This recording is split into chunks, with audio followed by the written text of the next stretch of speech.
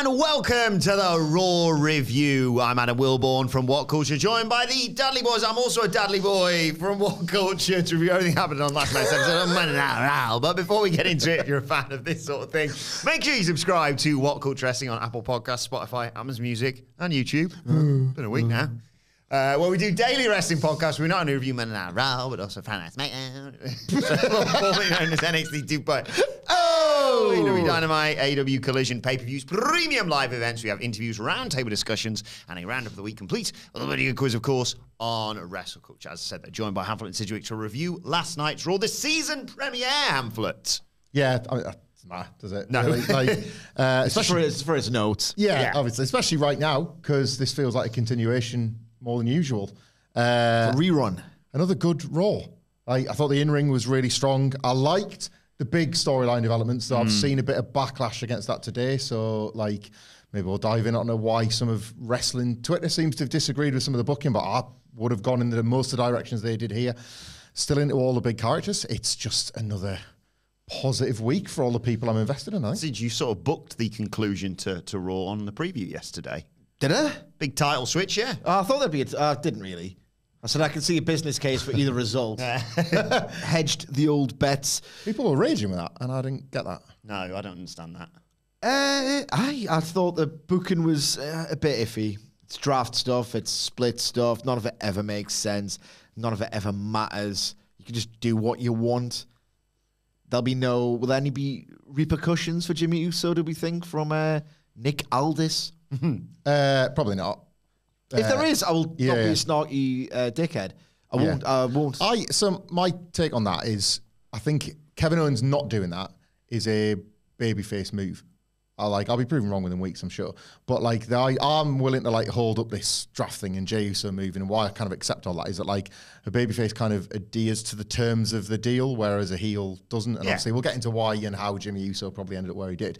But yeah, that's always where I've been able to make sense of the Jey Uso one, and indeed make sense of Sami Zayn's disappointment that he opened the show with. He will follow the rules that have been laid out to him by the draft, but heels don't. And obviously there's always things like tag champions can do what they want and that, but anyone can do what they want. And anyone can. Yeah, I do accept that as a fundamental flaw, but I'm just able, I guess, to buy into the baby faces at least trying to toe the line. Yeah.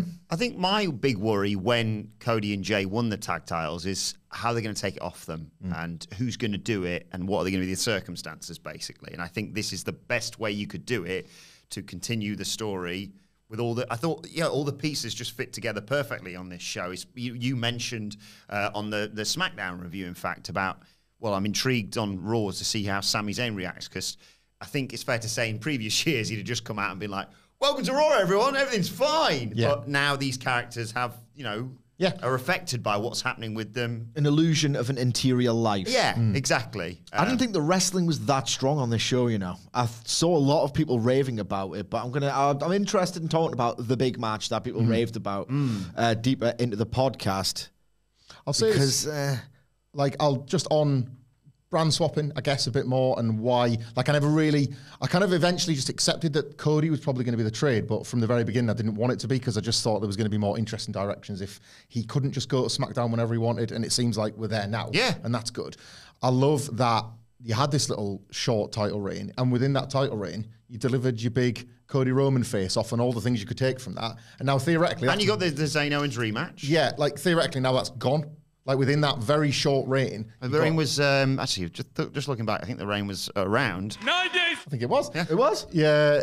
Within those 9 days, you got the big match between all the baby faces and all the ways that spins off, and you got your little WrestleMania face-off that now can't happen again. There was one window of opportunity, and they took it, and now the belts are gone. And I'd quite like it if Cody especially would love to go back to SmackDown and think, I need to do that stare down with Roman again. He kind of got the better of me last week. He made me feel small and made me think about WrestleMania, and now he can't. Now he's... aside from the one night could just go if he wants. And I know he could just go. He could just go to SmackDown if he wants. No, it's not the one night of the year where the stars from both brands collide. Yeah, but he could just... Got to wait for Survivor Series. He could just go to SmackDown if he wants, like he did last week. I'm not being funny, right? And I am pedantic, and that's kind of in my nature. If we are going to throw around hyperbolic words and talk about this red hot, white hot like new renaissance of WWE. It is time to hold them to higher standards. It is absolutely the time now. It was pointless doing so under Vince McMahon and the absolute horrors of his like last years in creative. There was just no point. I said that we should. There's never been a company with more resources with which to do wrestling in this incredibly extravagant, well-produced, like the amount of great writing talent they could have hired to plot these intricate stories. They never did it. And I always felt like that lone voice of saying, well, we probably should hold the market leader with all this extravagant wealth to a really high standard. We can now do that. And this draft stuff pisses me off to no end. People should bury this. They shouldn't just accept it. I think the more like, so Jey Uso, like, here's me, like, I'm not picking apart that. I'm saying I actually agree with Sidgwick here. Like, I do want to hold WWE to a higher standard because I've been enjoying it more. So I wouldn't want them to now just lean on the draft as a thing that everybody randomly accepts until they don't. I think you could make a business case there. There was a reason why I think Jimmy Uso turned up tonight, which we'll get to. I don't want to see Jey Uso just rock back up on SmackDown. Cody and Jey were there to defend the titles. I can accept that in kayfabe and in storyline. Now, they probably just shouldn't be on SmackDown, otherwise it does do away with this premise that is held together by the idea that Jey Uso is in a different locker room, and all the things that spin off of that does start to fall away if he then just every other week he's turned up on SmackDown. So I would like to see them adhere to that. Maybe like the dual general managers thing is part of that, perhaps. I don't know, but I'm totally with Sidgwick. Like, absolutely hold them to this and pick on it when they don't follow their own rules. It's not just this Cody and Jey going to SmackDown to defend the titles, which are ostensibly cross-brand or whatever. Like Eddie and I just turning up on Raw, to have matches with The Miz. Like, I've had to hear like sentiments to the like along the lines of this company is just doing storytelling right, and I've had to have them listen to or read excerpts from the worst bad faith actors. Well, if you're going to work with them, I don't even follow them. I just see other people who I hold in high regard, who I do follow on social media, quote tweeting them or whatever. What I'm saying is that it's inescapable. This idea that Triple H is the reincarnation of William Shakespeare or, Martin Scorsese. I've had to read it all year. And if they can't get the fundamental tenets of storytelling where you create rules and adhere to them so that you can invest and not ask really probing questions about how stupid it is. If I can't do that, then I shouldn't have to read people like just doing cartwheels over this majestic storytelling. You know what I mean? Well, let's get into the show. It opened up with Sami Zayn coming out and a change in commentary. No Michael Cole. It was Wade Barrett and oh god, sorry guys. It's mad how someone in WWE having a day off is a news story. I said this the other week. Like, we shouldn't really be lionising just 2 days off in 25 years. That's psychotic. Yes, just go take a break. So let them have a fortnight. Yeah, actually. Sorry guys, just really unprofessional. This wasn't Michael Cole. Wade Barrett. And, Kevin Patrick, who stood in for him. Sami Zayn comes out. He's got a Kevin Owens shirt on, of course. He welcomes us to the season premiere. He says, a little bit weird being out here all by myself. His brother, his partner, has been moved to SmackDown. Very sad that the partnership's ended that way. He's excited for Owens, though, because he knows he's going to do huge things on SmackDown. Isn't he excited for himself, too, because he's got the chance to stand on his own 2 feet and show everyone he was World Heavyweight Championship level. Well, he's got lots to talk about. He actually has to address the elephant in the room. Oh, Nelly. Says, where is she? We're on video, remember? Just over there. Thank you. Yeah. Some nuts. It says the reason KO's You're gone. obsessed with them these days. It's because of Jey Uso being here. And he said, look, I was really, really happy and excited that Jey Uso got moved to Raw, but I'm kind of struggling with it as a result of that. Look, me and Kev hit the highest of highs at WrestleMania, and yet after doing all that and being tag champs, it was all kind of tainted by the Judgment Day. And after all that hard work that they put in, it's now the Judgment Day who are getting a tag title shot tonight. He says, I don't know what's next for me, but this past year of my career has been by far the best, and I reached those heights because of the fans. But before he can go any further, he's interrupted by Finn Balor, Damian Priest, Rhea Ripley, and Dirty Dom. And of course, collectively, they're in the fucking Judgment Day. And you say.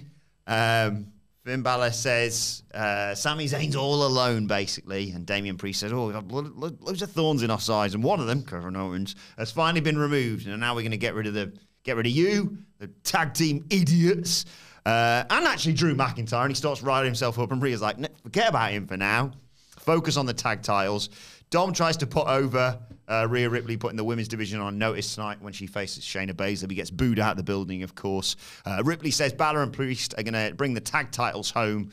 And Ripley says, but Sammy, you look a little lost. And we used to recruit the lost, but now we've got a different plan. Get rid of you permanently. And she goes, they surround the ring. There's 4 of them. There's 4 sides to a ring, but they leave one bit open. So Jey Uso can run down with 2 steel chairs, slide in and chase off the Judgment Day. But Sammy leaves not quite exactly on terms, let's say, with Jey Uso. Yeah. It's straight afterwards was the Jey Uso and Sammy bit, wasn't it? Can we cover that as part of Sammy's opening? Yeah. Salad, Okay. right? Yeah. So Jey Uso then catches up with Sammy in the back and it's like, everything all right? Because it seemed a bit off, basically, despite the fact they were unified and chasing off the Judgment Day. And Sammy's like, I just really need a moment because I know you made the save, but I just can't help but think that should have been Kev making the save, basically, and he's not here because of you. He says, look, I should be happy for you, everything that you've got going for you. You're teaming with your friends, you're tag champs, but I've got none of those things. Jay's like, well, you still got me. But Sammy's just not happy, and Jay walks off. And then, quite possibly for the first time ever, that isn't just end of... Sammy's like, no, actually, he's really wound up. He shoves a ladder, chases after Jay, and apologizes. He says, look, I've had a bad week. I'm happy for you, though. And he says, look, I'm sorry, offers his hand, says, are we good? And Jay, who's so serious for a second, then he says, yeet! And they hug, and everything's good. I love a lovely moment. So I really liked all of Sami Zayn's work here, and then I loved it even more by the end of the night with how he was folded into somebody else's ongoing, like, sort of troubles with Jey Uso and all that kind of thing. Yeah, Sami Zayn was trusted with getting a lot across here. So obviously he was talking about how he feels to be separate again from Kevin Owens, and I thought that was interesting because, like, in WWE now, and as they should do, really, it's always there to go back to, isn't it? Like, kind of like the conflicting relationships between him and Kevin Owens. I thought it was interesting that he mentioned the world title for the first time. Like, oddly, Sami Zayn mentioning that he might want to fight for that title made it feel more credible a world title than it ever has around Seth Rollins' waist. Yeah, I got excited about him being a world heavyweight champion. That's not even a dig at Seth Rollins. That's just this like feeling that Sami Zayn has tried and failed against Roman Reigns, and the Roman Reigns problem is that there's kind of only one guy that feels credible enough to beat him, and that's Cody Rhodes. So what else do all of these other wrestlers do? Sami Zayn even mentioning that he might want it actually made it feel aspirational. So maybe I've just been beaten down over time, or for the first time ever, a guy holding it, like with Priest, I guess, makes you think, maybe there is a chance for this belt. I don't know. But so I really like that, and it wasn't thrown away, but it was just, it's not for now, it's for down the line. And then, the follow-up to your point about Sami Zayn always feels real. So the idea that I'm just going to deal with this right now, it's on my mind. I acted one way, but I can also act another way because people are complex. Yeah. And they don't just have to be this one thing at one time in one story and nothing else matters. Sami Zayn's a very believable man to put that sort of stuff over. So I was kind of glad they addressed that straight away, not least because of what we got out of him later, which I thought was absolutely tremendous. But Sami Zayn as a singles figure on Raw, fantastic start. Like, as far as a night one goes, superb. Yeah, this is really strong booking of Sami Zayn. They've given the character a new motive. They've not neglected the history and the continuity. Everything was folded together really quite fabulously. WWE deserves praise for making Sami Zayn feel like a serious player. Again, like the nuance of the relationship, I can't believe I've just used that word in relation to WWE Monday Night Raw, was really quite strong. They've got such a great chemistry, and Sami just genuinely comes off because he is. Yeah. I'm fairly certain. You can never be sure. They are playing fictional characters on television, and that is the most you ever know about them. But even he could be a knob in real life, but he comes across as this really sound, upstanding guy on television. So I had a lot of time for all of this. One flaw, because it's me. Yeah. Damian Priest, when the Judgment Day were doing their sort of walk down to the ring and about to do the beatdown, Damian Priest out loud all but hung a lantern on the idea that it's a bit much. It's Judgment Day versus Cody Squadron every single week. And he said, it feels like we're doing it every single week. Right, if you've identified that as a problem enough to lampshade it let's see something a bit different over the coming weeks and months, because that main event, spoiler alert, I was just pretty bored and uninspired by just how familiar everything was. Yeah, they were cheeky there as well, weren't they? Because it's Damien Priest effectively, not just saying, yeah, we've done this quite a lot, we need to do something else, but him as a character saying, sort of bored of different day business, I want to be the world champion. Yeah. So they're treating it as a character choice, but you're right. Like, typically, this is Kevin Owens' job, isn't it? This whole universe is stupid, and I'm the only one that realises. Damien Priest kind of slotted into that this week, didn't he? So, yeah, that's fair. In amongst all this, by the way, there was a pre-tape promo from Shinsuke saying he was going to squash or smash Ricochet like a bug. So then we got the Falls Count Anywhere match between Nakamura and Ricochet. Pleasantly surprised by this, I've got to say. Ricochet immediately attacks Shinsuke whilst he's doing his snazzy entrance because he's pissed off at him. There's a reverse exploder in the ring for a 2 count, and then Ricochet comes back with a big twisting flip dive once Nakamura's on the outside, and they fight up in the stage, fight into gorilla position. And there was a bit where they're fighting in gorilla, and he like does a nice cool roll over the ref and hits Shinsuke with a knee. And Shane Helms is there. Did you catch this? Where he said, "Stand back, Hurricane. There's a Ricochet coming through." So. God, I hate. I just hate. I thought, it's the best Ricochet's looked. You've booked this match around the strengths of the character, and it's pretty exhilarating for the most part, and then make him a dork. Thanks. But then I immediately forgot that because he did the running up the Titantron and hitting a standing shooting star press, which was just... Oh my God. Yeah. Oh my God. Awesome. We go to a break. When we come back, they're fine in the crowd, and then, bloody hell, Ricochet's the big like entrance, you know, the railings and what have you, and Shinsuke's on the floor surrounded by just security people. And Ricochet sort of shimmies along the railing with the help of a fan and hits this preposterous shooting star press. I put over the WWE, I put over the WWE camera work the other day for the Roman Reigns in LA Knight sunglasses. That shot, it's like he's in his sights. That's it. Write that down. But that shot, I mean, it should be in the opening video next week from like underneath looking into the arena. Do you remember they did that recently with Kevin Owens, I think it was, in the tag, you know, the arena-wide tag that him and Zayn had? Oh. Like, it's obviously their new thing. It's a fantastic shot when your building's full. Like, it occurred to me that, like, well, you've got a crowd to shoot, reacting to the thing. Catch that instead of the move, because not that the move isn't amazing, but that's the bit you've seen before. Yeah. Take advantage now while there's people in the seat. Looked awesome, that. They fight back to ringside. Was it me, or did Shinsuke go into the ring, get nunchucks, and then they played like a sound effect? Yeah, that happened. So he hits Ricochet. A bit of a throwback to Ricochet himself. Doesn't he? Remember the first time he got the pew, pew, pew? Yeah.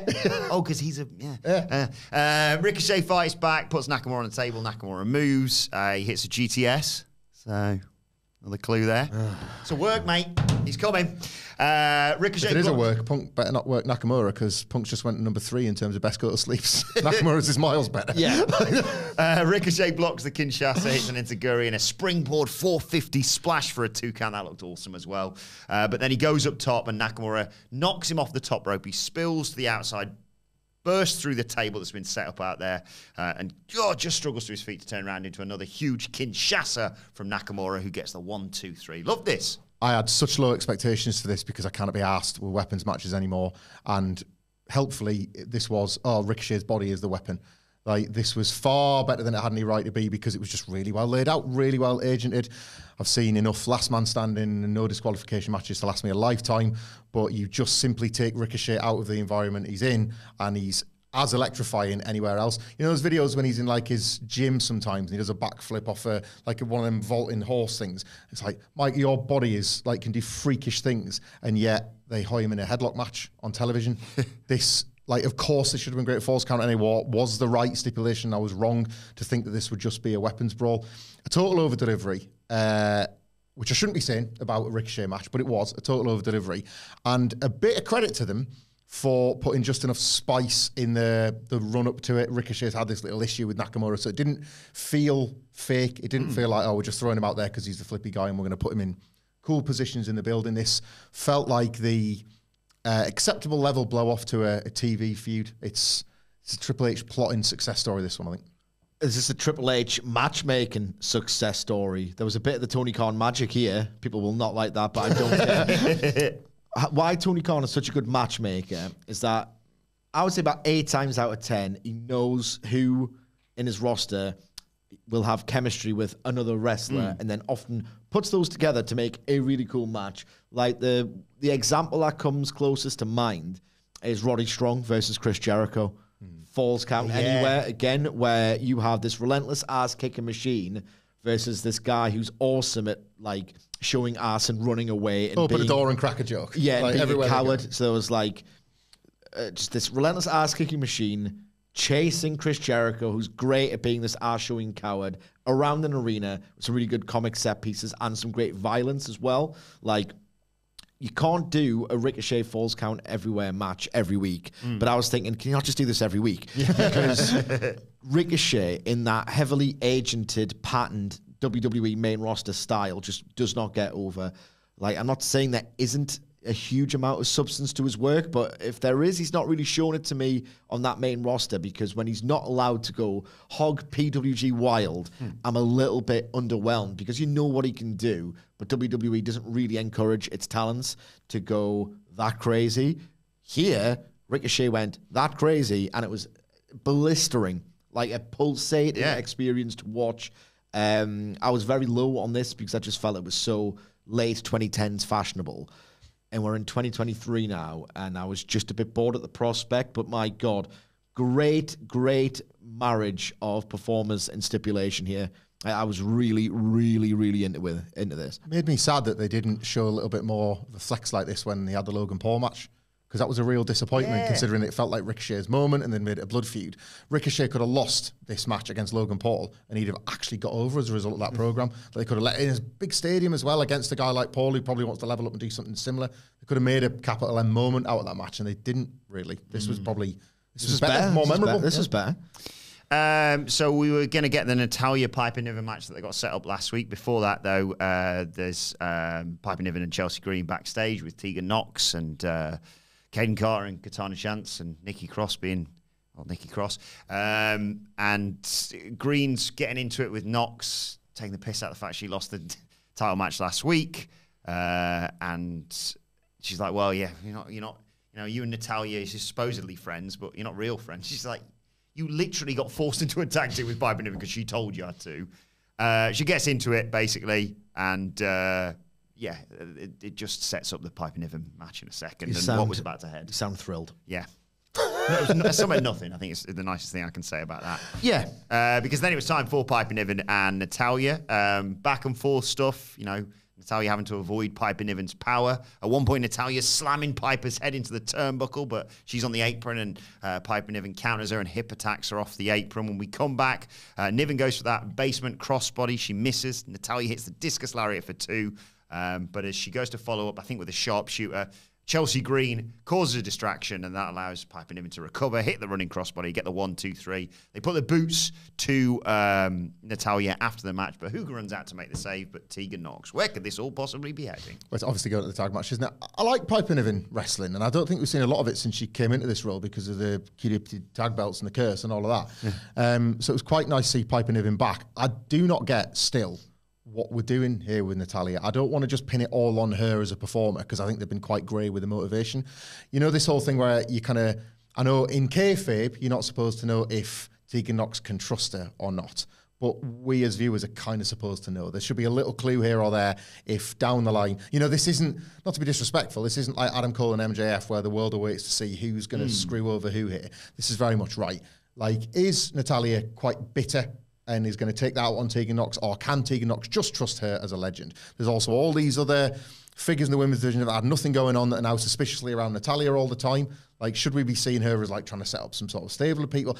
I don't get her. So when she's inserted into this role as a plucky underdog babyface, getting her ass kicked by Piper Niven, that doesn't really jive with what we've seen on television over the last few weeks. And I don't know if that's just down to her inability to pull off a character they're asking her to do, or them not being particularly creative with the character they're giving her. I'm going to let this play out, but there's nowhere near enough time and investment into any of these characters to make you feel much for it at the moment.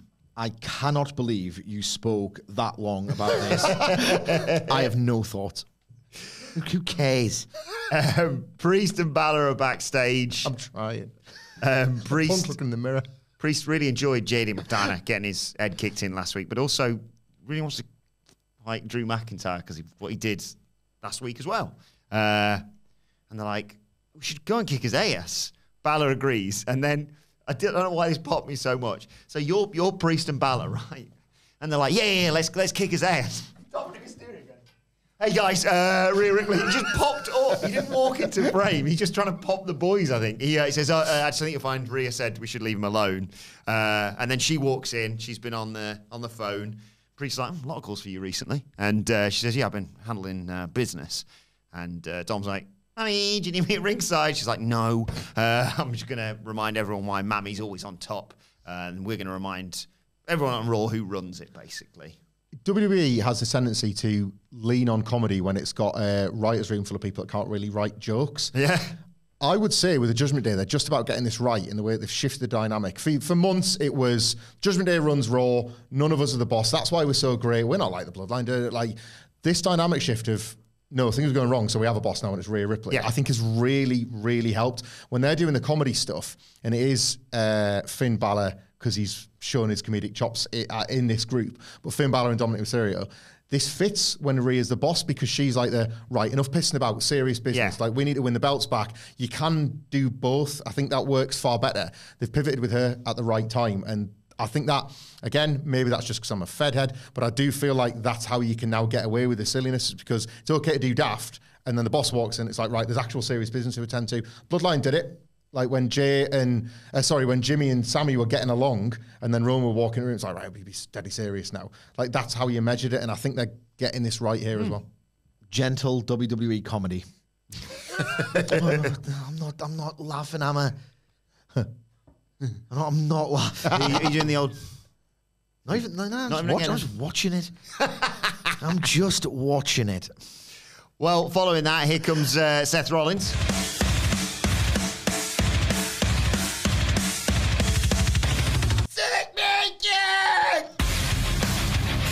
Steve, don't wear it out. He's got the They're all singing my song. They used to suck my cocks. Except when there's no... And then nobody could. There's no one could suck my cock in March 2020. A lockdown on cockdown.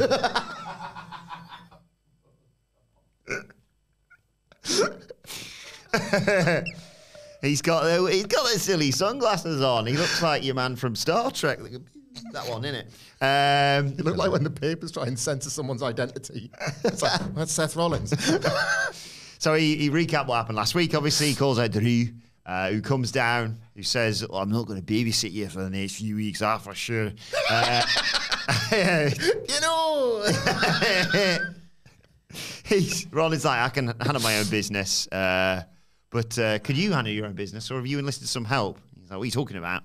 And he shows footage that we saw. There's something's happening in the foreground, and then in the background you see Drew McIntyre being spoken to or speaking to Rhea Ripley. And Ron's like, what's going on there then? And McIntyre says, I'm not a thirsty creep like Jey Uso. I like the fact he still gets a dig in on Jey when this has nothing to do with him. Love this, Drew. Yeah. She says, look, Ripley came to me, and what we were discussing is, well, none of your business. You just need to worry about defending your title. And Rollins says, no one's taken the title from me, especially not you.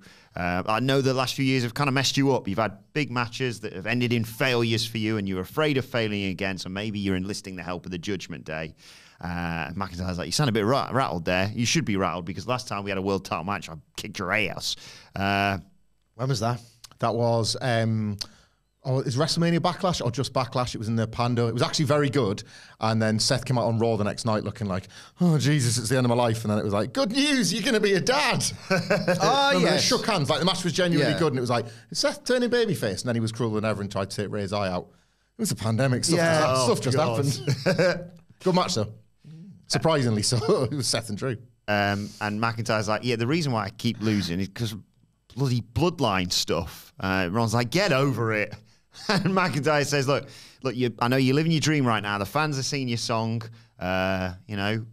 There was a time when I wanted that too, and I achieved my dream and beat Brock Lesnar in 5 minutes at WrestleMania to win the world title, and nobody was there. Obviously, it was a tough time for the company. It's worldwide. Mix your size with the babyface. Drew, just get over stuff. He said, look, it was a tough time for everyone, worldwide pandemic, and the company needed someone to step up, and I stepped up. Then he thought, but then he thought the moment had passed, but he got a second chance. 50,000 people, Roman Reigns in the UK, and the bloodline screwed him over. He wasn't over it. And he says, look, I've got a third chance now, and you're going to have to reinvent yourself for the 53rd time. That was a nice line. I like that. When I beat you to win the title at Crown Jewel. Rollins like, look, I know what you're going through. I know how hard it is to get back to the top of the mountain. It took me 4 years of scratching and clawing to get back to the top. But all I'm hearing from you is excuses, Drew. I'm going to beat you at Crown Jewel, and it's going to be the best thing to ever happen to you because for the first time in a long time, you're going to have no one to blame but yourself. Like another really good week for Drew, and it gets better on this show. I kind of love this feud, even though I've got limited expectations for the match. I know we've just said they had a good one in the pandemic, so there's no reason why they shouldn't have another good one in a full stadium. But it is Seth. It is Seth. It is Seth and it is Drew. So you just don't know when the bell rings. But I really, really like this build. Like you've got a believable... The Triple H background... Oh, something's going on over there. Has had a mixed history so far, should we say. But for something to happen last week and an intelligent babyface champion to be like, that's my challenger. I need to address this at the earliest opportunity. And him doing so validates the idea. As long as wrestlers aren't dumb enough to not be watching. Hang on, it's been 6 weeks in a row now that you're speaking backstage with so-and-so. I should probably do something about that. Like, Seth's on it straight away.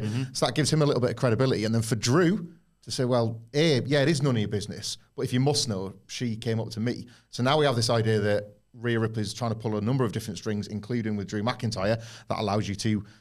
I'm just asking questions of Drew McIntyre, which is going to make him more cynical to us, the viewer, etc. And Seth have this doubt, not that he can beat Drew, but that other forces might be working against him. I think is exactly what this type of match needs. It should probably be a one and done. Seth should probably win, and you would think Drew, a heel on the rise, would suffer through this, but no, this is clearly just the start of that turn, the furthering of Drew's frustrations that he's going to feel like he's been screwed again, but this time he hasn't really, and he'll have no one to blame but himself. There's a fun bit of fantasy booking you could easily do with this, which is they have a really fun match in Crown Jewel, and I know it isn't a legitimate move. We saw this with Drew McIntyre itself. Maybe Seth out of nowhere just backslides Drew 1, 2, 3, and Drew's like, "Oh God, I brought you back. I had you beat here." He snaps, kicks his ass. Damian Priest immediately runs down and cashes in, and everyone could go, "Well, so the Judgment Day have told you that if you lose, just kick his ass. Damian Priest will cash in, and then we'll give you the first rematch." Drew could be like, "No, I just kicked his ass because I was pissed off." And he'd have another time to say, "And somebody else took my moment." Yeah, like he'd be raging again, and you'd kind of like, "Oh, he's right." Again, I hate him, but he's right. Like, they keep doing this Drew character right now. I think Hamlet's covered this segment in and of itself, but just a general point, like, I wish I was into this. Like, all of it, because the amount of hooks the Fed is dropping for week-to-week investment into engage and enthuse their fan base, it's like I can't comprehend how well they are doing this for their base. I mean, look at Hamlet. Look at his face. Love the Fed, man. He absolutely loves the Fed. It's his favourite thing. I wish it was WrestleMania now. Can we not just get there?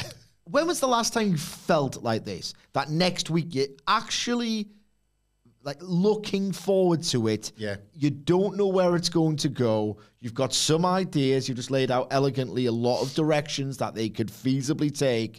You are energized. Oh, yeah. You are gripped. It's 2022 was optimism without any kind of proof and evidence. Yeah. I would say like those Bloodline segments with the T-shirt and stuff. You're like, this is really good stuff. The T-shirt Bloodline stuff is class. And then the turn of the year when they were like making so many cool moves heading into WrestleMania. From there, pretty much, it feels easy to like make a clean line and say 2023 because it probably took. But in terms of Raw, I've not felt like this. 23 years. I know the yeah. answer. 23 years. That's why did I keep watching? Like 23 years. It's funny you should say 2000 and 23 years past that point because this has got that storyboarded intricacy. Like, I don't think it's as entertaining personally. It's just not that aligned to my taste, but I can view this objectively as this thing from the evidence that is you, that it's just I don't know where these stories are going. Yeah. Like the amount of times, like look at Dynamite last week. I'm going to bury it in a comparative exercise for once, right? I saw that opening match between Swerve and Danielson, and I saw the finish, and it just instantly, as well as I thought Jay White and Hangman Page worked their match, I instantly knew that Swerve Strickland was going to come out and equalize the odds. That was the most basic, predictable, get on with it bit of booking I've seen from AEW in forever, to the point where it almost spoiled the two big best matches on Title Tuesday for me. I'm looking at this and I've got an idea of what could feasibly happen, but not the order, not the when, and so much stuff. I'm going to use the word dovetails across itself that if I was into the presentation style of WWE, I'd be like you, I'd be absolutely cock-a-hoop. Yeah, it's like there's so many multi-dimensional characters right now. Let's not go absolutely All nuts. right, but like there's at least 4 or 5 characters that have multiple motivations. Yes, and like Drew, Sammy, Jay, Damien Priest, I would say at the moment as well. They're for me, they're still a gang of clowns. I suppose the briefcase, maybe that I'm using that as a bit of a shortcut, but that's what it is, you know. But I like now with Owens, you would assume over on SmackDown, Cody, I've said this for a while, there are a list of guys that every week is like, right, what are they doing? What are they doing? And even when Gunther kind of works these little individual stories, that feeds the biggest story. He is unstoppable. Same with Roman Reigns when he does actually show up. So even the guys that aren't getting the week to week to week, it's still there. It still exists, and they're never forgotten about. Santos Escobar. Even. Yeah, Santos Escobar and Rey Mysterio. It is a thriving roster full of people that feel like they have purpose and objectives, and I love that because a reason for being there. Yeah, and as well, to go back to what we've always said about AEW when we were especially in love with the rankings and things like that, most of it does center around trying to get back to the title. Yeah. You fall into personal disputes en route to trying to win the belt, and that does feel like where most of these characters are rooted in is ultimately like Cody's is right back to winning the belt at WrestleMania. Drew's is getting it because he needs his moment. Jay is trying to become a single star because he fell this short against Roman. It's still about winning titles, which is where it should always go back to. It's Kresge-esque without that fun factor for me. I don't know if you'll ever get that again because it was like pop culture as well. WWE can never be true pop culture anymore, can it? It's not be that fun. Although the buildings are set, like enough people within it. Again, it's base. I think it's satisfying its base, but the base just felt everybody. To the point where I resented the base, actually, because it's like, why are you talking about wrestling? Because you're going to disappear again in 2 years. I know how this works. And they did. I've had a boom and bust. And they did. Yeah. And they did. Get a nice video package hyping up Bronson Reed ahead of the big lads are battling later, and then they talk about Logan Paul, of course, who defeated Dylan Dennis at the weekend, and then challenged Rey Mysterio for the US title because America. And God bless the United States. And there was a clip of Rey Mysterio on some other show saying, "Yep, look forward to hearing from him on SmackDown." I'm glad we've just done away with any kind of question over this and have finally accepted that boxing's a bigger work than wrestling ever was. Yes, nice thank you for nice that. that we've got there. Then it was time for Johnny Gargano versus Ludwig Kaiser. Skip. What a great time for Johnny Gargano, is it? No, he's Johnny Gentleman's 3 these days. He is. Get it on a t-shirt. Aye. Johnny 3-star. Vinci almost cost Kaiser, but he helped Skip him in means the end. skip. Yeah. Enough of all that. It's now time for this. It's short, it's crap, it's wrestling related. The 5-star review. Nailed it! And this week's 5-star review is brought to you by Braden P. in Salem, Oregon.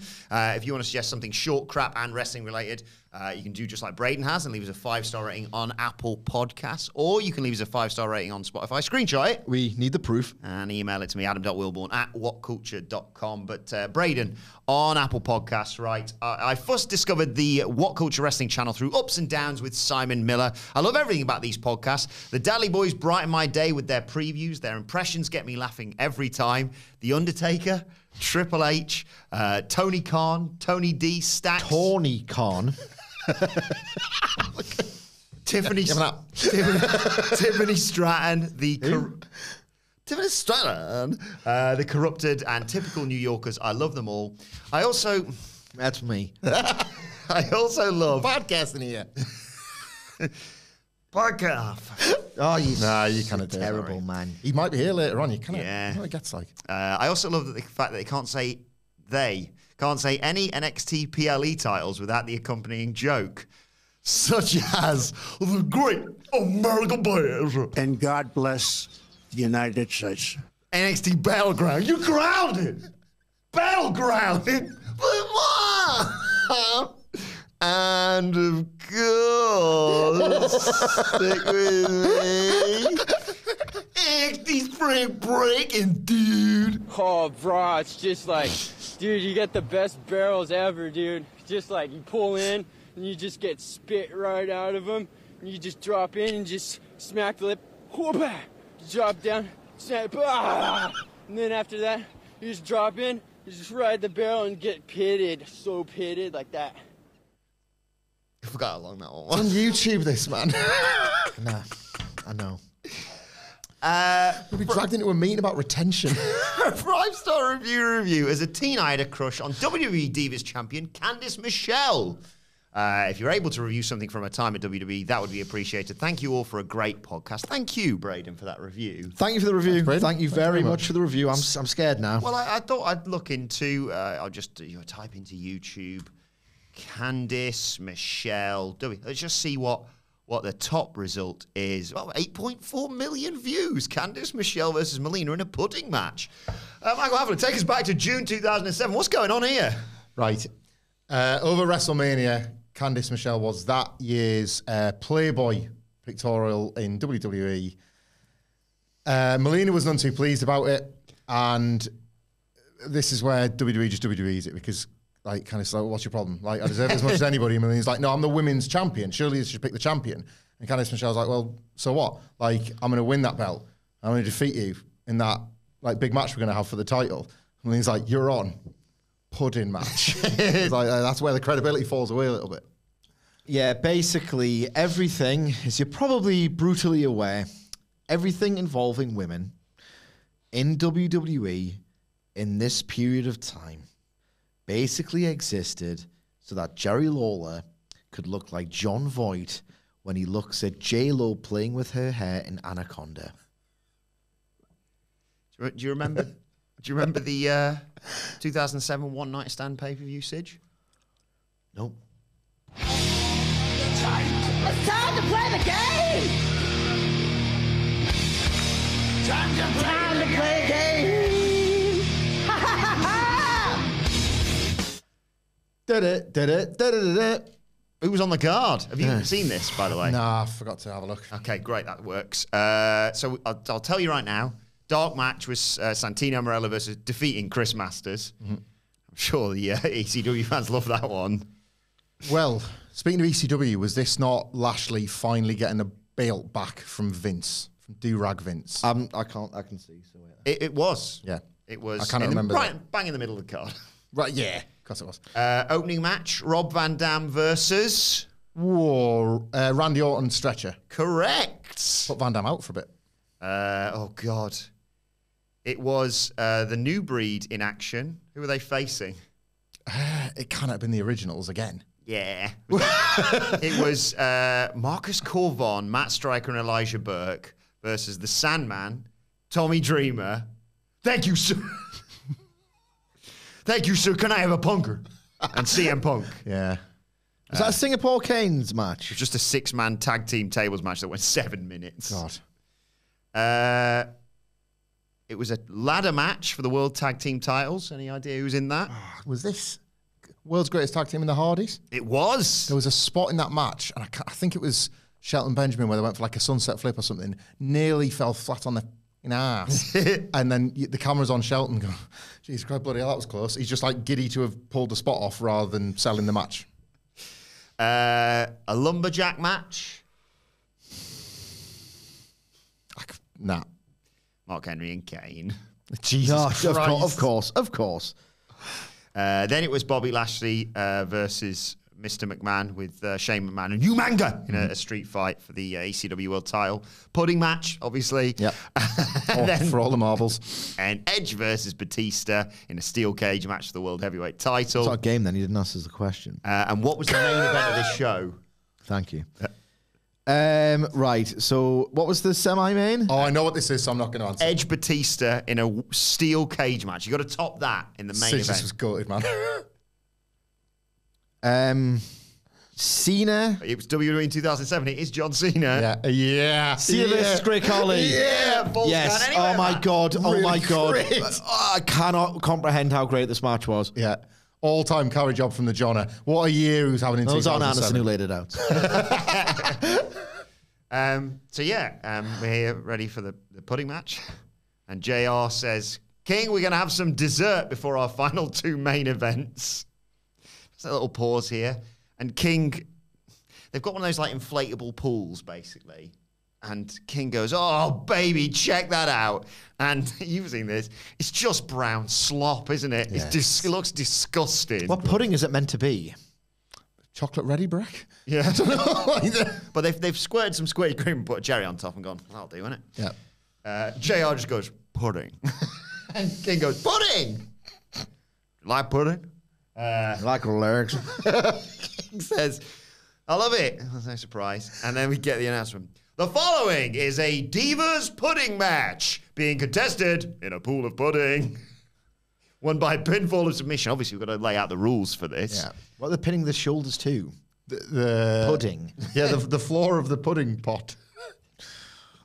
And then there's a bloke in the crowd. Well, there's one bloke a little bit later with a sign straight out of the comment section just says, oh, I love pudding, me. That the one where it was pudding with Holidaying from Yorkshire, was it? Yeah. There was no G, was there? But then there was one. I love pudding. Pounding the old pudding. Yeah. There was one before that with a "We Want Pudding" sign that was kind of grubby.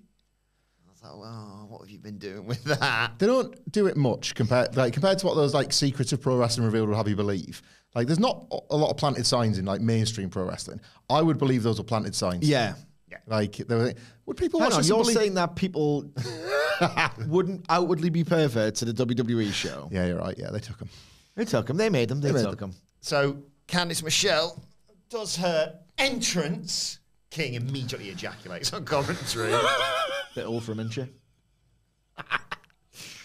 And then Candice Michelle, a big bowl of brown slop, and she does the like sexy finger of pudding, and she eats it, and she immediately regrets it. I was thinking that as well. Like, obviously she's trying to sell it. Like trying to work it. Trying to work this pudding match and like make the universe make sense. It's like, that looked gross. Yeah. Yeah, I'm assuming it was food safe.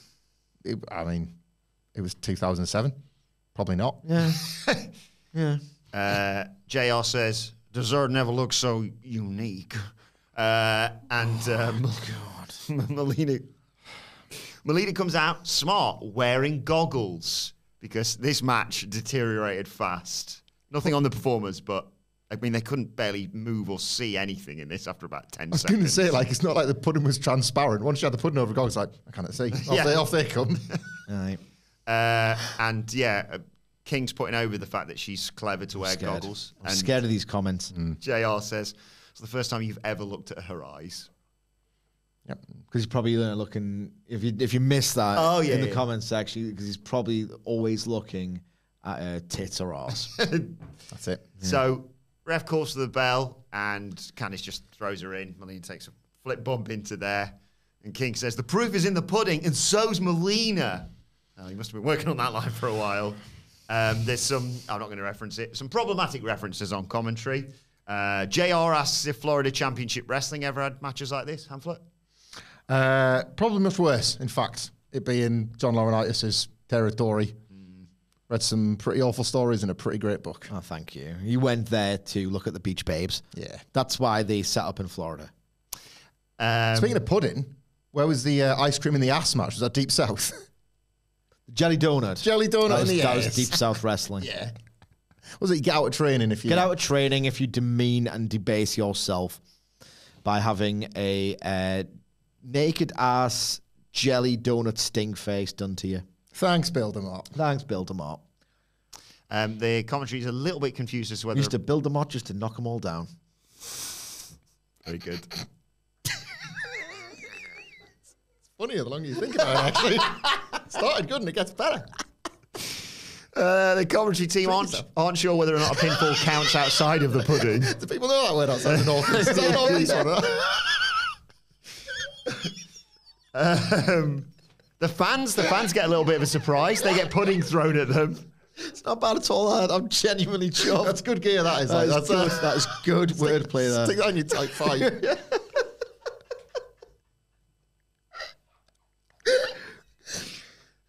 Candice spears Melina back into the pool. It's just because you don't hear it much anymore, do you? It feels like an old man down the pub with that.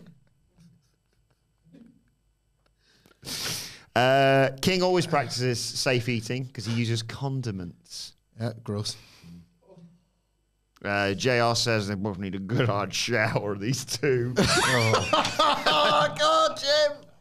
Oh, God. And like, what's you've always said, Sid, where like he was always cast as the pearl clutcher of the two because Jerry Lawler was just that gross. Jerry Lawler was the second horniest Attitude Era commentator. Recontextualised through JR's Twitter likes, that's grosser than it ever could have been, wasn't it? Yeah. It was like, oh, he's treating himself to a gag. That's not what Jim's really like. Shows what you Could do know. X. Shows what you know. Lighten up, Francis.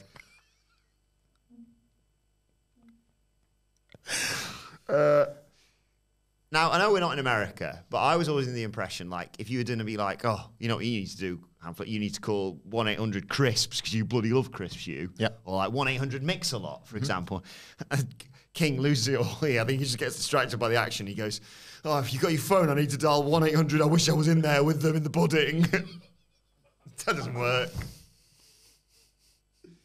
There's a point where The blood's no longer in his brain, is it?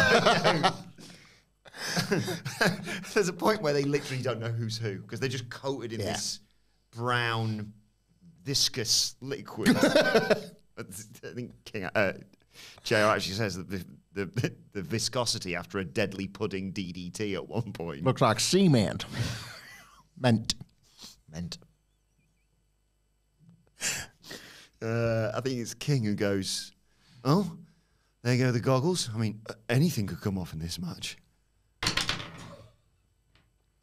He's hideous, isn't he? Oh, I hate him, mate. I absolutely hate him. He pulls it back, though, because he says WWE has the sexiest women on television, and they might be even sexier now they're covered in pudding. How's that pulling it back? He's pulling it off. He's not pulling it back.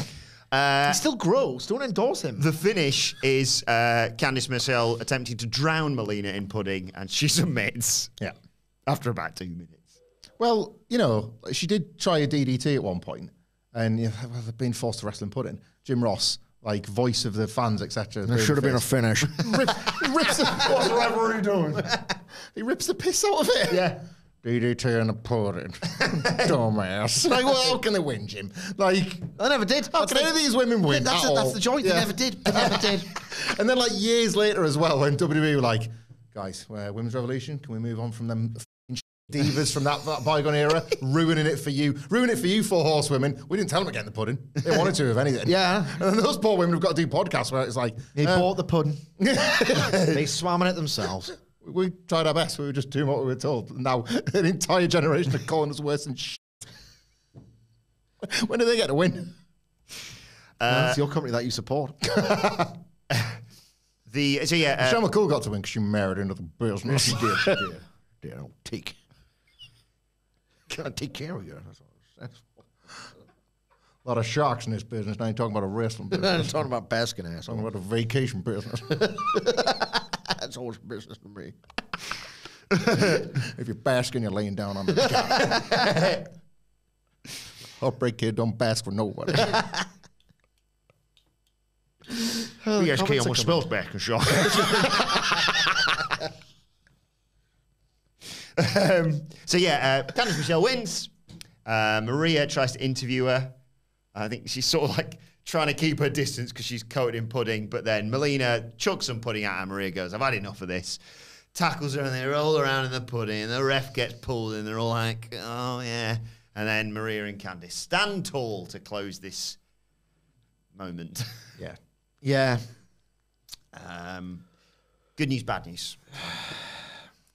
The 8 million views video of this, WWE've shut the comments down.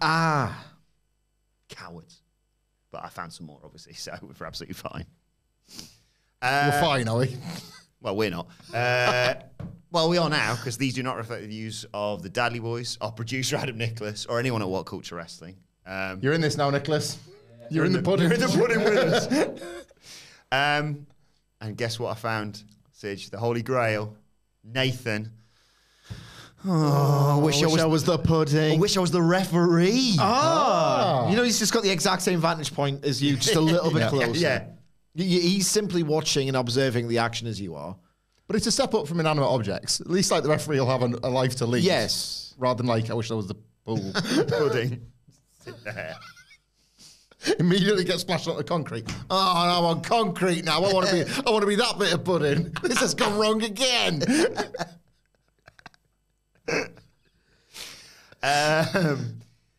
Appropriate name here. Beauty is objective. Writes, does anyone have an HD version of this?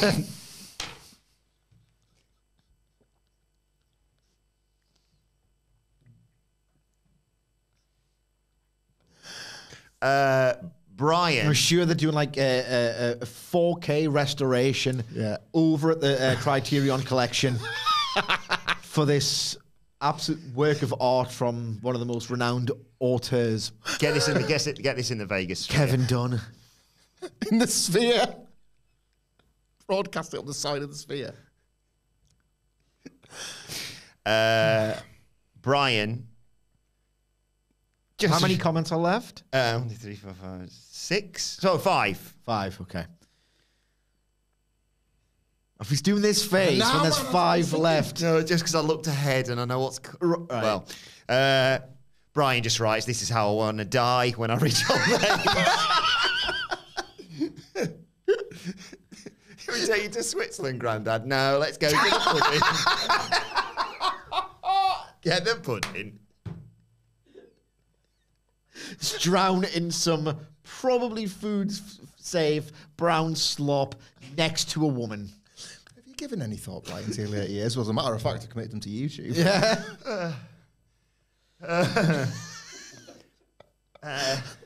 Dean just writes, will you lick my lollipop, love? Tanner says, oh, I need your help with this one, Sige. Hiroshi? Master of all styles. Yeah. I still remember when this happened. I used to tape WWE on a VHS and watch it after school. Let's just say I didn't re-record after this episode. Why wouldn't he? He's just a big fan of One Night Stand, presumably. Oh, maybe the Carly match. Well, you just probably really like the over-delivery from John Cena. Yeah. Yep. Another one I actually need help with from Father Tom, actually, who just writes, oh, wow, so hot. So much over the years has been emptied to her.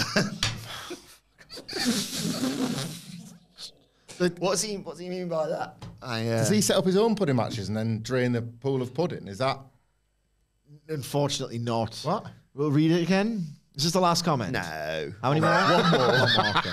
Oh, wow, so hot. So much over the years has been emptied to her. Yeah, I think he's talking about cum. That makes sense. And his balls, which were full to bursting point, clearly, have subsequently burst. Emptied. Yeah, emptied. Last comment. Once again, not reflective views of anyone at What Culture Wrestling. Thanks again, Braden, for suggesting this. Yeah, thanks, Braden. Thanks, Braden. Final comment comes from Gabby, who just a few days ago writes, I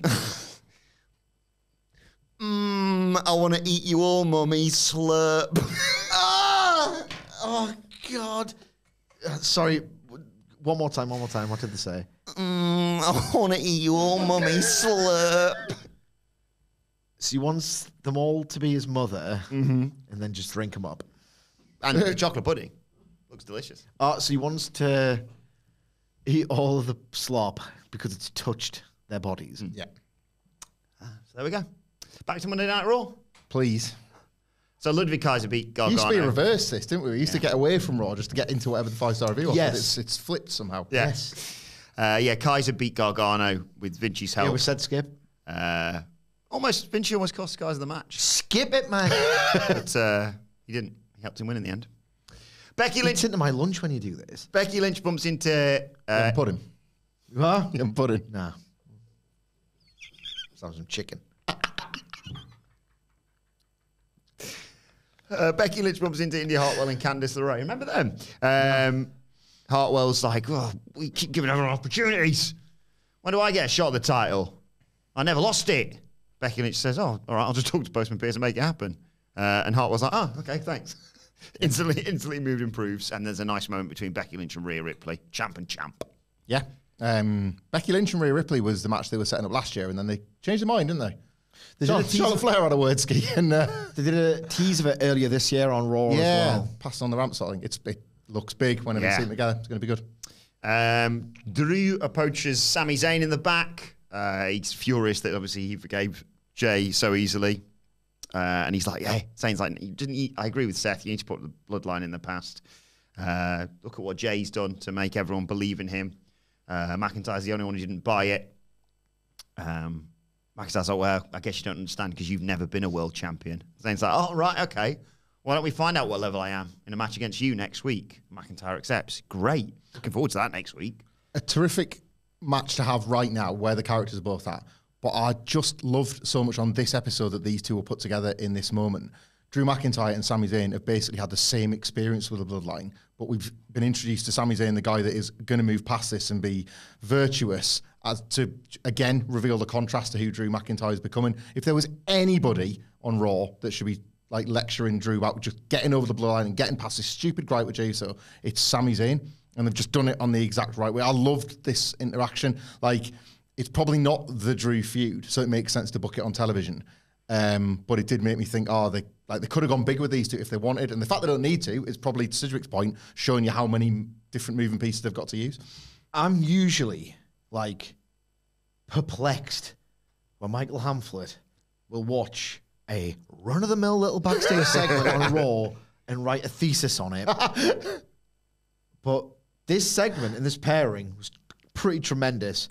It makes Drew feel way more like the heel he is destined to become, and Sami Zayn just looks so much like a nicer, humbler babyface who can simply realize that the exact same thing has happened to both, but he has this ability to just knuckle down and work friggin' hard and actually earn someone's support and be the nice guy about it. The exact same thing has happened to both of them, and their divergent reactions help their arcs. It's so good, isn't it? I hate it. Before the match between Rhea Ripley and Shayna Baszler, Rhea says everyone wants a piece of Monday Night Mammy.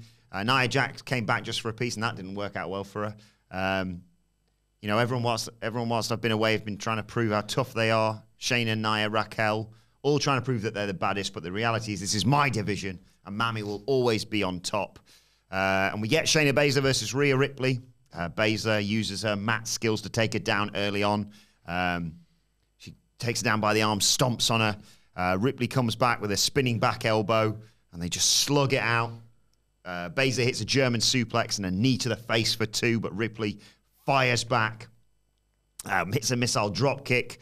Ripley goes for a riptide, but they get countered into a cross arm breaker, which looked really good from Shayna Baszler. But Ripley then powers out of that to powerbomb her way out of trouble. Here comes Nia Jax, though, but Raquel Rodriguez goes after her. Jax knocks her down. Then Zoe Stark flies in and hits Jax with a cannonball. Rodriguez chucks Starks into the ring, charges at Jax. Jax moves. She just goes flying into the steps. Starks kicks Ripley in amongst all this to cause the DQ. Ripley chucks Starks into Baszler. Ripley challenges Jax to get in the ring. She does. Ducks a clothesline, and then Starks super kicks Jax out of the ring. A big schmoz with all women in this. This is where I'm too generous for my own good, because you shouldn't really book this unless you at least want to give a finish, even if the schmoz causes it, like the example with... We knew this was going to happen, didn't we? Oh, yeah, that's why I have no thoughts on the matter. You could call it the finish a mile off. And more's a pity as well, because you had a look at Rhea Ripley and Shayna Baszler here, and I thought Rhea Ripley was tremendous. And you shouldn't have to do this, but this just shows how far Shayna Baszler's fallen. I thought Rhea gave Shayna loads here. It wasn't just that Shayna kind of dominated portions of the match. It was that she was selling like she was in trouble. She was being reminded of that threat that Shayna has been all along. And for Rhea to do that in her position as this massively dominant figure on Raw, I thought was pretty selfless. I think it's another feather in her cap for the time she's had in this last sort of year and a half. very, very good while it lasted, but I wish they could now figure the way out of schmoz finishes like this. You can still deliver a winner and a loser to get to your 5-way. The match was rendered a waste of time, and I hate the booking. It's very late, very early fall, multi-person fair. I'm quite looking forward to the 5-way, you know. The 5, yeah. Well, probably been over delivery on the night. Nia Jax, like, basically saying out loud that she wants to come back to work to injure people. And now there's like 4 opportunities to do so. I think it's quite in nice. a pretty complex match, which is where it might happen as a shoot. More difficult to navigate. Correct. Postman Pearce is chatting to Becky Lynch. He's going to speak to Shawn Michaels and get that match against Indy Hartwell made official. And Xia Li shows back up and says, "Where's my shot?" She's like, "Well, I've already got one, but you can have next." And then Xia's like, "Well, actually, on my time, do you want this title shot or not?" But it was. What is that? So I think what they're doing here is a nice.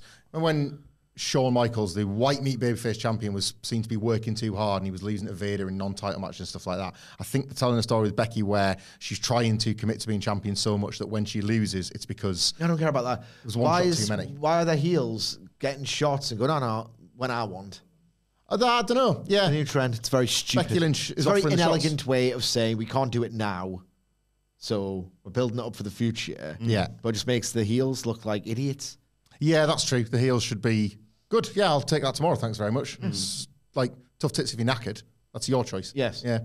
And then there's Jade Cargill for a moment, a stare down with Becky Lynch. She says, "Nice title." Becky Lynch tells her to get in line. I don't think anyone's ever told Jade Cargill that because her face was like, "Huh?" And she's got blue on. And Postman Pearce is like, "Maybe try some red on." So. This was great again. Don't do too many more. Don't do too many more of these. Great. I like the visual of her and Becky Lynch. Like same with Charlotte. I think that's again the right amount of Jade Cargill for right now, but enough of this. No. She can't suddenly appear like a bit of a Dolph Ziggler introducing herself to people. Otherwise, she'll be. You know what I mean? She'll just be like reduced. That star aura will decrease unless you start backing it up. So not too many more of these. Now you've had your visuals. Yeah.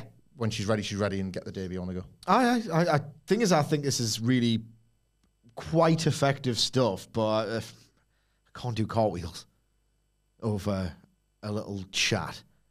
I like a face. I know what the implication is, that she's going to be mixing it up with the real heavy hitters and the top stars in this division. You are then to receive her as a heavy hitter and potential top star. I understand what they're doing, but it's not like, it's not great, is it, Hamflet? Can we use our words a little bit less liberally? I don't know. I was really excited by she's done like Charlotte and Becky. Just seeing them on screen together feels great. Great. Like, yeah, because she was in AEW, such. Now she's in the Fed. Like that's the magic of the jumps, I guess. Like I get it. But again, I will be fair. You can't like next week. You can't be like, and I'll see you soon, like Candice LeRae. Not to neg Candice LeRae, but like she can't just go into that group that Natalia's hanging around with. Yeah. Do that again. She's miles above. Or Natalya. Or Natalya. I bet she's going to work some house shows. Natalya. Tight Oh, Christ. 6 great minutes I'm hearing. Yeah. Cody, smooth off those edges. Jackie's chatting to Cody Rhodes and Jey Uso, talking up the main event, obviously, and talking about maximising opportunities and factions, casting a shadow over Raw. The highlight of this was Jey Uso saying, "You feel me?" and Cody saying, "No, Jackie, do you feel him?" Yeah. R.I.P. Organic pattern. Oh, yeah. Okay. We'll always have the Fastlane press conference. Yeah. Gunther versus Bronson Reed for the IC title. The big lads going at it. Clash of the Titans here. Just batter each other early on, basically. Reed early doors actually goes up for the tsunami. Gunther stops him. So Reed gives Gunther a back body drop onto the apron, knocks him over with a shoulder tackle. They come back from a break. They're exchanging chops. Reed hits a headbutt. Gunther responds with a clothesline. Reed responds with a thrust kick and a power slam. Gunther's chop starts getting fired off. But Reed just grabs him at one point and hits a Death Valley driver for 2. That looked nice. Oh, my God. Reed goes for a senton, but Gunther gets his knees up and hits a running clothesline for 2. They battle on the top and a huge superplex from Bronson. Reed gets a near fall, but he misses the tsunami. Gunther follows up with a drop kick clothesline, that big splash off the top. Bronson Reed kicks out and Gunther goes, right, well, I'm not going to mess about here. And he gets up Bronson Reed for a massive powerbomb. 1, 2, 3, Gunther retains. Can I go first here? Because he's probably going to be kinder, and I just want to get some out of the way. just to make a nicer listening experience, I guess. I hopped on X after watching Raw, and I was kind of expecting... I wasn't expecting the praise that this got from like a lot of different people whose opinions I hold in high regard, for that matter. Because basically, there are certain people you follow on X, and everything's a banger. Everything's a banger. But I saw people whose opinions I respect love this, and I'm thinking, huh? Because I don't think the atmosphere was hot enough by half for this. There were certain chops getting through, and where I was wincing, there's about like what felt like not many people in that arena going, ooh, it just felt like really flat. Like, I don't know. I don't think it's WWE's fault. I don't think you could have done more if you're Triple H. You want to over push people. Seen enough of that over there. Where you can just, if you ask people to spread their investment too thin, like they won't invest in anyone. So I think Triple H is really quite good at the nuts and bolts of telling people how much to invest. And you got a really good job of that in the build of Bronson Reed. You've had a month where it's like, oh, right, Jesus Christ, pay attention to him. He's actually impressing. Maybe that didn't take because I didn't get this absolute hoss fight atmosphere. Like, again, I did it earlier to praise WWE in contrast to AEW, so I'm going to go the other way now. This wasn't a Hobbs Miro atmosphere where people were going mental at the idea of these two impossibly proportioned super athletes like beating the crap out of each other. I thought it was a well-structured match, and I really liked how the Gunther flying splash didn't get it done. I bit on that near fall big time, but I just didn't think this was particularly loud or... It was cut in post. No one wants to see that. I just didn't get it. I don't disagree, you know. I wanted to feel this in my plums. There's low end of the Gunther matches, which of course is a high quality list. Yeah. But I love Gunther's finishing sequences where he just stacks his finishes up. Yeah. I've got about 6 kill shots, so we'll just see which one works. And I love how clean they can be for depending on like who he's facing. So at the point at which like the splash didn't work, he thought, nobody powerbombs this guy. He's absolutely not ready to have the wind taken out of him. But I can. So I'll do that. Like, I love the way that you can kind of see. Conceptually, this was a really, really strong match. I just didn't feel it. I agree. Yeah. I wondered if, like halfway through this, which is the problem, because then you start thinking, I wondered if and you know, I was as guilty as anyone here, where maybe what I missed or Triple H did in the build of Bronson Reed as a credible challenger was the lack of investment in him as a babyface, because so often these Gunther matches don't just have two, like, men fighting for their lives and one fighting to keep his title. You've got even big baby faces, a Sheamus, feeling like they've got to scale a mountain, and you don't necessarily root for this villainous monster to scale a mountain. That's not traditional storytelling. It became just a physical battle. As great as it was at points, I did like that Bronson Reed believed in his heart of hearts that the way to beat this man was with the tsunami. And not that I think you're going to go back to this as such, but that's there. If it's going through with a tsunami or ever there's context for that to happen, it's like, well, could I have done you with that? You know, well, I guess we'll never know. Big lads 4-way, that's what I want to see. Possibly, yeah. Ivar. See, Ivar put the eyes emoji on Twitter about this. Yes. They were like, congratulations, Gunther won. And he was like, eyes emoji.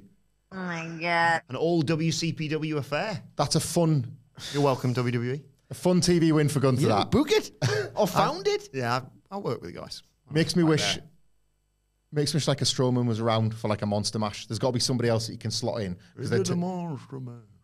And it is spooky season.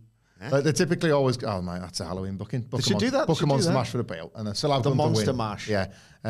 So Ivar, Gunther, Bronson, Big Bronson Reed, Otis, and Otis. There you go. There's your monster mash. He's beaten all of them. Raw's on the 30th. There you go. Day before Halloween. So like put it on the line against all of them. Hits the tsunami for the first time, and somebody breaks up the court like the cover, so you don't know if Gunther could have got it done. I'm with you, Sidge. It was good, just not like very evocative. Didn't turn me feral. No. I like to turn feral when I watch wrestling matches, particularly wrestling matches such as this. Was it like praised as such? I didn't see. I saw a lot of people think this is great, but I was like, the crowd weren't even that up for it. What if Bronson Reed hits the tsunami on Otis, for example?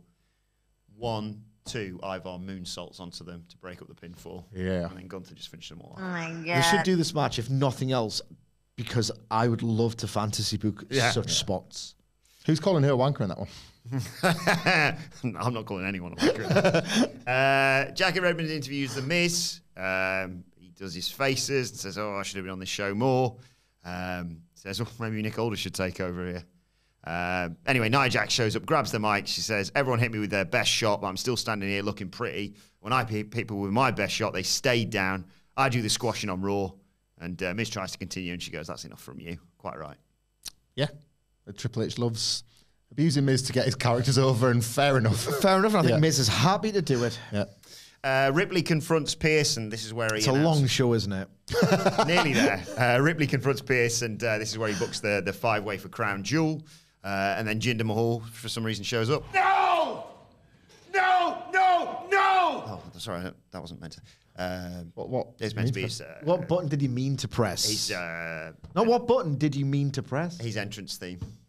Which is where? I think it's just been a problem with the soundboard, probably. Yeah. Alpha Academy are in the best gym ever.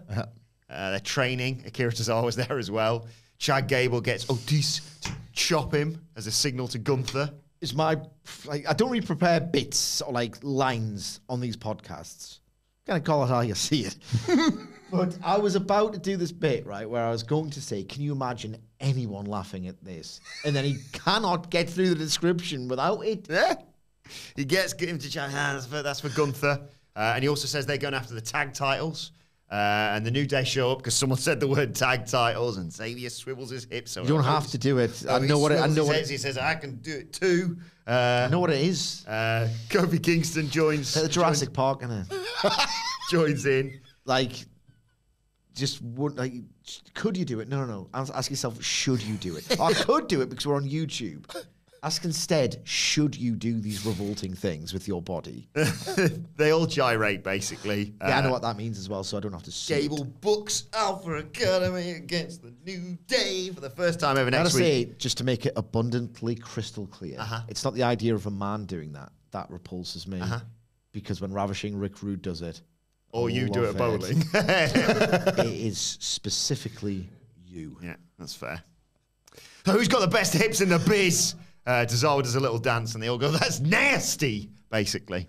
This was trash. That's funny. Absolute trash. Garbage, and a reminder of like what all of this was. 3 hours Dudley once. Boys. Kofi Kingston's opened a He's library done us, I guess we're wrong. in Ghana, which is lovely for him. Imperium applaud Gunther after his win. He congratulates Kaiser on beating Gargano, but he's not impressed with Vinci. Vinci's like, "I helped him win." And Gunther says, "Well, Gargano's still walking around backstage." He says, "Vinci's got a match with Gargano next week. I want to see him stretch it out afterwards." And Kaiser goes, "No pressure." Right, enough of that. Going back to what we were just talking about, right? I want to see Vince McMahon incarcerated because I saw yet again, are we sure Vince has gone away? When we saw the Alpha Academy stuff, it's like Triple H is also a very puerile sense of humor. Yeah. His brain isn't complete mush yet, so he can put 2 and 2 together and make a plot. You know when Vince Russo and Ed Ferrara would talk about how, well, we found something for everybody on the roster. That was our role. We'd get in to meet with Vince, and all Vince would say was, "What have we got for Steve Austin?" And hey, top star, but I want to help everybody out. You know, we did it in reverse. Just think like now, Triple H and Vince are on the Skype call. It's like, what the f*** are we doing with Akira Tozawa? Like, who is he having a daft segment with? Triple H, like, I'm not really using him at the moment, Dad. You get him in that singlet, you get him thrusting those hips, and you get him in that gym. Yes. Anything to say about the Imperium stuff? Nah. Not really. Like, DIY's returners sucked. Triple H hates them, I think. I know. Like, I'm not- Do you think he's kicking the cat for his catastrophic loss in the Wednesday Night War? Feels a bit Even like though that. Lascaux wins, as we all know. It feels a bit like that right now, doesn't it? I think he's just like teaching them, yeah, you got to get over all over again, guys. I just don't want him to book them like, well, I know that Imperium DIY is going to rule, so they'll forget this. No, we won't. Like, Gargano's been a chump 2 weeks in a row now. Yeah. They kicked the hell out of them in the locker room. Even Gunther should be happy with that. It's a bit illogical. This is when those heels, there's no reason for them not to get along. Oh, it's just Like that. every stable must have dissension because it's over. Did you watch last week, Gunther? They battered them. I'd be buzzing if I was Gunther with that. You Gargano. You are going to. You are Gunther. I'm buzzing with that. Thank you. Main event time for the Undisputed Tag Titles. Cody Rhodes and Jey Uso versus Finn Balor and Damian Priest. Early on, Jay's in trouble, so Rhodes tags in and everyone gets power slammed. He hits Priest with a disaster kick for 2. Dirty Dom, of course, runs out, but Rhodes chases him off. Balor tries to attack, but Jay super kicks him. Rhodes hit Priest with a crossroads early on, but Dom put Priest's leg on the rope to get a rope break. It was like 2 minutes into the match. I was like, well, this isn't the finish. Rhodes chased after Dom, but that allows Balor to nail him with a clothesline on the outside. When we come back from a break, it's Rhodes and Priest trading blows, but Priest faffs about and gets hit with a pedigree by Cody. They tag out. Jay hits Balor with a Samoan drop and Insiguri in a flying crossbody for 2, but Balor rakes his eyes to allow him to hit him with an headlock elbow drop. Jay comes back with a super kick. They hit the 1D Cody thing, and it doesn't look like it messes Cody up for once. But Balor actually kicks out of it. Rhodes went for a dive, but Priest caught him and chokeslammed him onto the apron. Jay goes up top, but Dom's getting involved. He kicks him off, but that delay has allowed Balor to recover, and he gets his knees up and gets a roll-up for a 2 count. Sami Zayn runs out to even the odds and get rid of Dom, but Priest posts him. So Rhodes chucks Priest into the crowd, calls for a tag, but before Jay can get to the corner, Balor knocks him off the apron, and Priest just hoys him in the cock. Priest gets Rhodes up, raises Edge through the announce table. Oh my God. Jay takes out Priest with a suicide dive. He checks on Cody. Balor hits him with a sling blade and a drop kick, but Jay manages to avoid the coup de grace. He spears him, goes for a splash, but Priest hits the ring, so Jay spears Priest as well. He goes to the corner again for a splash, but out of nowhere, here comes Jimmy Uso to super kick Jay. Balor hits Jay with a coup de grace. 1, 2, 3, Judgment Day. Regain the tag titles. Jimmy Uso screwed Jey Uso and Cody Rhodes, and we get that lovely shot of them with all the belts and the fireworks going off to close the season premiere. I look forward to serious repercussions for Jimmy Uso as administered by Nick Aldis, and I'll hold my hands up if in fact that happens. Jimmy Uso must face consequences. What's causing all this? Yeah? Yeah, I'm having that. Jimmy Uso must face serious consequences for the things that he's done. Because on SmackDown, he should get fined and he should get, suspended or something. There has to be some strict sort of, just action taken. Mm-hmm. The idea of, because if you don't take action against Jimmy Uso for the things he's done and for which he should be punished, then realistically anyone can go anywhere, and you just completely make an even further mockery of this split draft extension, whatever. Anyone can just do anything. But that's why rules exist, and to prevent you from asking these questions, or why doesn't he do that? Why can't they do that, or whatever. This match was good, but it wasn't anywhere near as great, very good, as the Fastlane match. Some of Jey Uso's Insiguri in the corner, he's just kicking it out he likes. It doesn't look like that tight and snug and convincing. I'll tell you, that 1D cutter thing needs to go. It's just too awkward. It's giving John Cena in 2015. It's so, he looks like he's fretting, like looking over his shoulder. It doesn't look like this, like, I'm so good and my ring awareness is so strong and keen and honed that I can fly into you backwards and know where you are. That's sort of a master I am. He looks like he's going, right, where is he? It just looks so tentative and awkward, and the actual execution never looks good. So get rid of that. It was a nice idea. In my opinion, it's failed. Cody has twice taken a pretty gnarly bump, and even when it goes well enough, it never looks... Just get rid of it. This is meant to be the company, right, where the safety happens and the professionals do it and everything else is rinky-dink. That doesn't look remotely good. Get rid of it. It genuinely takes me out. One really nice thing I'm going to say is that they've... The camera experimentation, right, where you got an awesome example of it in the Ricochet Shinsuke match. They've developed this camera angle for tag matches. Did you see it? Did you see this? You heard about this? Where they basically telegraph and signpost the idea that there's going to be a cut-off by aiming the camera at the space where this happens, and yet Cody Rhodes. Oh my God. So fantastic. Oh my God. That they might as well have a graphic, a lower chyron saying cut off coming in T minus 14 seconds. And yet his selling was so good and his performance was so good that I'm thinking, all right, okay, well, here comes a hot tag then. You might want to do a wide shot so you can see the wonderful explosion of Jey Uso unfold in real time. I think the flashpoints were better than the match, so maybe we agree there. The lore of the I'm just sick of all of these guys in the same ring at the same which time. I think is fair, and we might have found an end point to that in terms of the tag belts at this point. Cody and Jey Uso, I don't think you're going to get another shot, for example. The Cody 1D, I've loved the lore of this, and it has been brief and it has ended because I think that might be the last of it. I love that they've kind of just had a kick out. So that was used at Fastlane to absolutely tremendous, ignoring the execution, which I agree can be a little bit janky. That was used to such great effect at Fastlane because going in, they weren't a team that could put it together. They were supposed to be makeshift. Jey Uso could never live up to his tag team with Jimmy, and yet Cody has literally elevated his game with this elevated version of a finisher. I thought that was just a superb idea. Discounting again the wobbly execution. The fact that it has died RIP here with a kick out at least, not even somebody getting in the way of it, shows that, no, they haven't got it. They're not as solid a tag team as the Judgment Day. This was more of an unrealistic dream than something the two of them could ever keep going. So I genuinely love that it has lived and died over the course of this team. It can no longer be this kill shot like forever the 1D was between the Usos.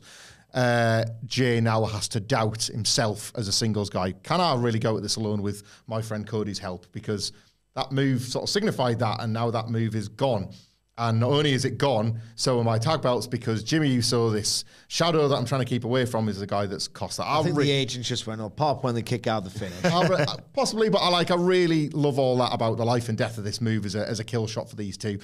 Jimmy Uso, I can't disagree with this point about the brand split. Like, there should be consequences. Now, the consequences should be held against, if we're keeping kayfabe, against the bloodline, because Rhea Ripley is obviously called in a favour with Paul Heyman, because they made that agreement a couple of weeks ago. She's been calling in favours, and Paul Heyman sent Jimmy Uso. Jimmy Uso, who as Roman. Roman's literally said, we can't have this. It's a slap in the face to us. Like Roman has authorised it per their conversation on SmackDown. So not that they should have seen this coming, but they should have been mindful that Jimmy Uso was on task to do this. But as they weren't last year, when Sidge pointed out last year in 2022, Adam Pearce just kind of waved away all the bloodline run-in finishes month after month after month after month. This is a good example to tighten up there, because Rhea Ripley and Paul Heyman can make phone calls all they want, but this shouldn't be allowed. So act on that. The referee's decision is final, etc., but punish after, like, in retrospect. As if Coney has any more reason to go after the bloodline now. Well, and he shouldn't be able to. They're over on SmackDown. They're over there. So that should frustrate Cody that he's lost his weekly free ticket to SmackDown. Yeah. Really intrigued to see whether I guess tune in to find out. let us know your thoughts. That's fine, I'll tune in anyway. I love it. I absolutely love the Fed.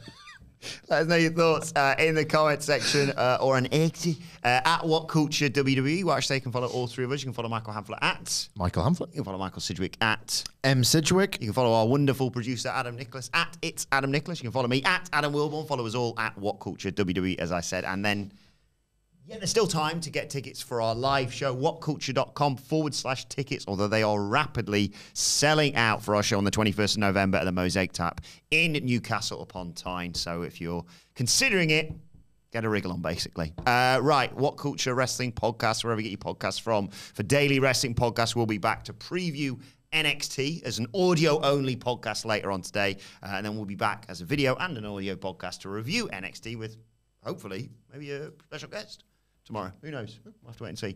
But for that has been the Raw review. My thanks to the Dadley Boyz. I'm a Dadley Boy as well. So thanks to Adam Nicholas. Thank you for joining us. We'll see you soon.